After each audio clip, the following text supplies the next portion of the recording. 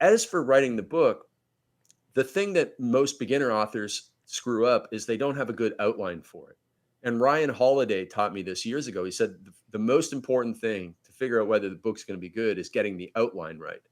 And generally, a nonfiction book has like three parts to it. You know, you kind of introduce the hero's journey, like something that sucks, and then okay, now we start to introduce some systems and solutions to it.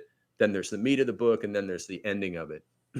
And one of my other mentors, a guy named Vern Harnish, who wrote a very good business book called Scaling Up, he said, again, even if people start reading your book, the majority of them don't finish the book. So you need to front load your book as much as possible. So we front loaded our book.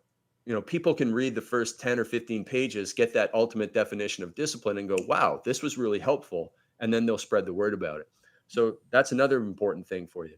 Then finally, the last thing, to make it really easy, come up with 10 chapters, and in each chapter have 5 subsections, and in each subsection have 3 questions. So you do all of that first, and then now it's really easy because all you have to do is answer 150 questions, 10 chapters, 5 subsections, 3 questions per subsection. There's 150 questions in your book. You spend 200 or 300 words on each of them. You've got a 35,000 word book, and it's a whole lot easier than sitting in front of your Word document and a blank Word document staring back at you with the title on it, and you just sit there and you have writer's block already.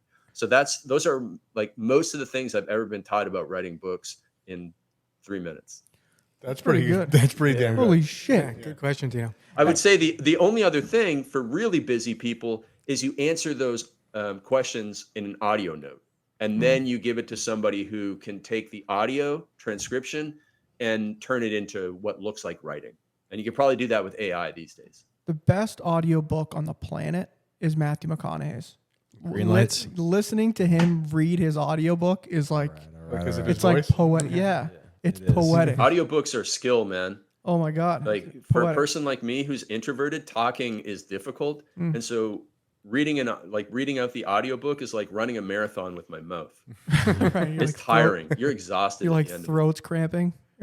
Yeah, that's the other reason I wanted to keep my book short, because I didn't want to have to record a long audiobook. Yeah. That's funny. But then when the book's done, what happens? You call your publisher. Like, how does that process work? Do you guys have any questions on that? Like, I've always Well, been there's so a curious. world of self-publishing, and there's hybrid self-publishing, and it's never been easier to do it right.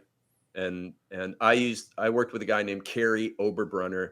He works with Dan Sullivan, John C. Maxwell, Ben Hardy, all of those guys, and he taught me so many things about the marketing of books that I wish I knew for all the other ones, because he couldn't believe how I have 1,000 reviews on my Perfect Day formula because it's set up so poorly on Amazon. That's awesome. not what you want to hear 10 years after you write your book. Because imagine the book. it is what it is. The book buying went from like everything in person, right? Like most things. Now Like it's at Barnes to and Noble type Barnes thing? and Nobles. Yeah. Now it's to like completely on Amazon and like Kindles and stuff. Barnes and Noble making a comeback I love Barnes and Noble. When's the last time you went to Barnes and Noble? this weekend. I've never read a book start to finish. So I You're don't a know. joke. 2 weeks ago I went. It was like the best It's experience the ever. best thing ever.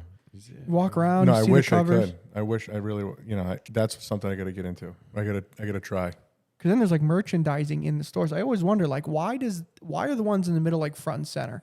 Like, why are those ones so like marketed heavily more than the other ones? Are they paying Barnes and Nobles more? Probably to the publishers and stuff. They have. sell Yeah, They sell there's payment for placing.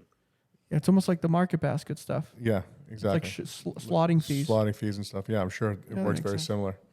So, Craig, the way we end each episode is we like to ask our guests, what is one piece of advice that you could pass on to listeners, whether they're starting a business or just in general, like a really good piece of advice that you've used over the years that you could pass on?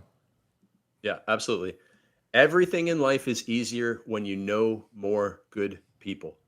So my friend Joel, who I talked about before, who, did those 72-hour all-nighters multiple times, he built a $100 million supplement company and didn't read a book over that entire time.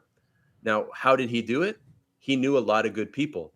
You can get answers outside of books. I mean, I love books. I'm a bookworm, but that's not the only place that you can get cutting edge information.